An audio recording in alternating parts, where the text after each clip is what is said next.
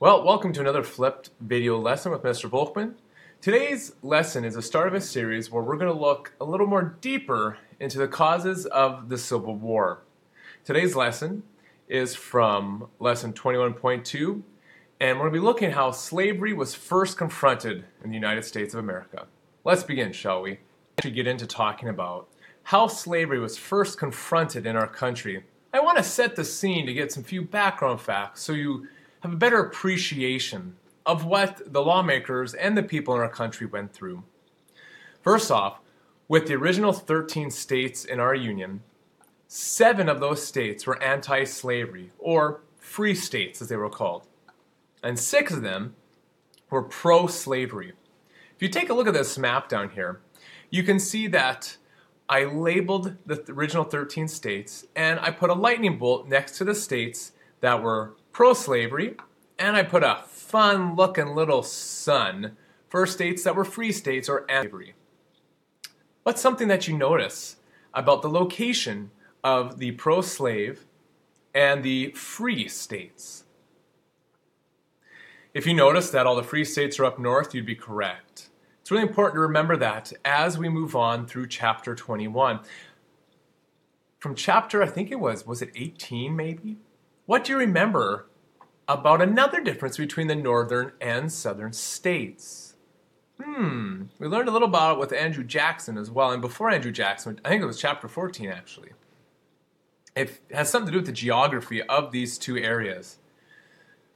If you said that the northern states had poor soil and they were not an agricultural area, you would be correct, whereas the southern states had lots of agriculture. So again, you have this area with lots of farms. They needed the slavery as free labor because of the cotton. Hopefully this is ringing a bell. You remember this from past lessons. Now, the next thing we need to go over with setting the scene is remembering how Congress actually worked. Now, Congress was made up of 2 houses. First off, we had the Senate. And within the Senate, each state was able to send 2 representatives regardless of the amount of people who lived in the state. That way, there was equal representation amongst all the people in the country. Now, when we learned about our unit on civics, there were some states that had lots of people, and they felt they should have more of a say in what happened within our country. The House of Representatives, as I'm trying here to draw an H with my scribble stick, the House of Representatives was a place where states with a higher population sent more people to help make more of the laws, whereas states with a smaller population were not able to send as many people. So Congress was made up of Senate and the House. And in order for a law to be passed,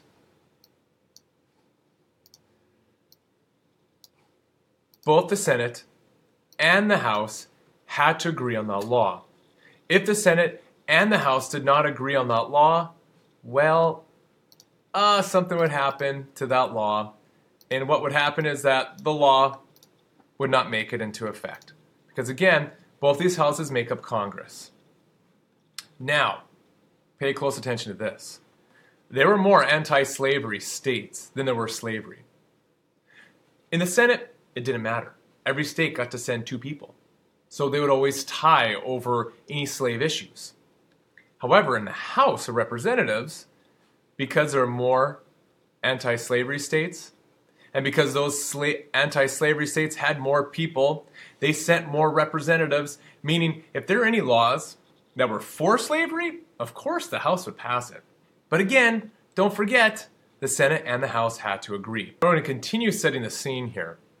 From 1791 to 1819, 9 new states entered the Union, and they always entered in pairs. And they did this to keep a balance between the states that wanted slavery and the states that didn't want slavery. Now you may ask yourself, well, how did they decide who was a slave state and who was not a slave state?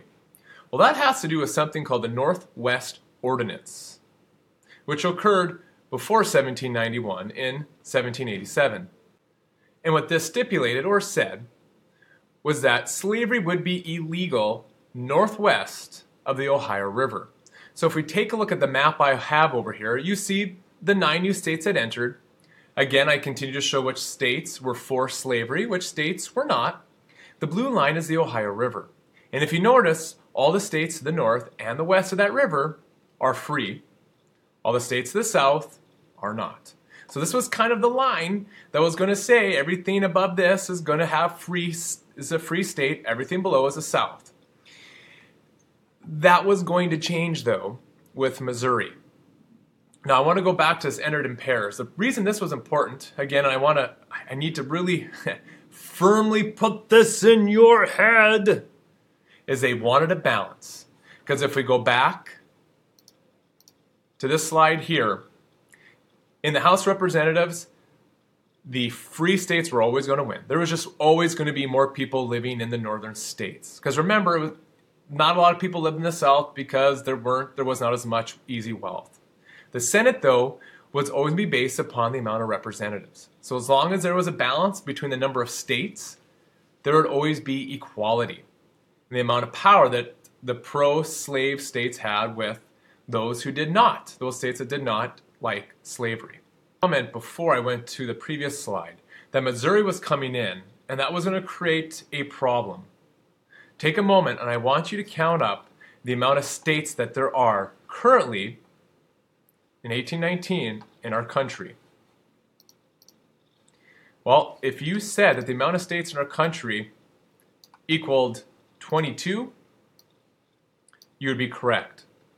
That meant that there were 11 free states and 11 pro-slave states.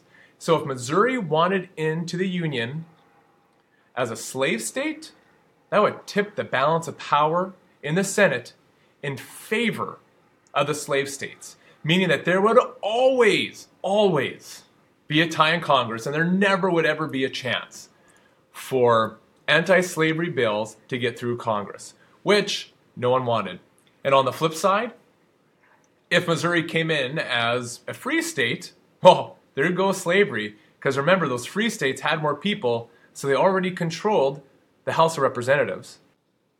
And if they came in as a free state, they would also control the Senate, which meant that slavery would be gone, and all those southern states could kiss their free labor goodbye. So there was a problem. A potential Missouri problem solution, though, was coming down the pipeline. So, in February 1819, the Tallmadge Amendment was put into Congress to potentially be passed. And this would allow Missouri in as a slave state. Now, you may be asking yourself, Mr. Volkman, where is Missouri? Well, I'm glad you're thinking that right now. Missouri would have been right about here next to Illinois.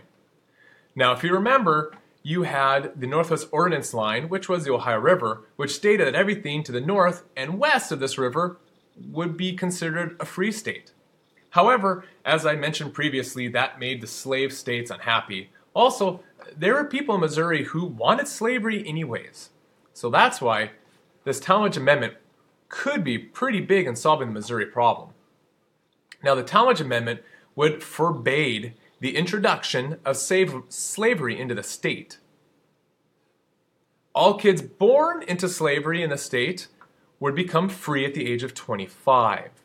This was meant to discourage masters from bringing slaves into the state. Now, you could have slaves already in the state if there were slaves in there, but you couldn't buy or sell slaves. You couldn't bring slaves in from other states. They had to have been already in there.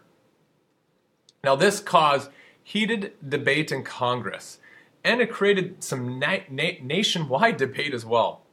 There were two views in Congress about this. First off, the pro-slave people in the Senate wanted to keep equal representation because they knew, of course, if Missouri came in as a free state, slavery was gone. So the Senate was split. The pro-slaves wanted it. The free states didn't want the Tallmadge Amendment. The House of Representatives loved the amendment because that meant slowly slavery would be gone, and they passed it. However, because it was split, because the Senate didn't pass it, and the House did, the bill died, the amendment died, and Missouri was still a problem. and we'll figure out the solution to that problem in our next flip video. But please, go to Edmodo to answer the questions I left you. And remember, this was a video for educational purposes, so if there's anything you didn't understand, and there was a lot, please go back through it and at least read the slides again. Thank you, and I will see you and you back there in class.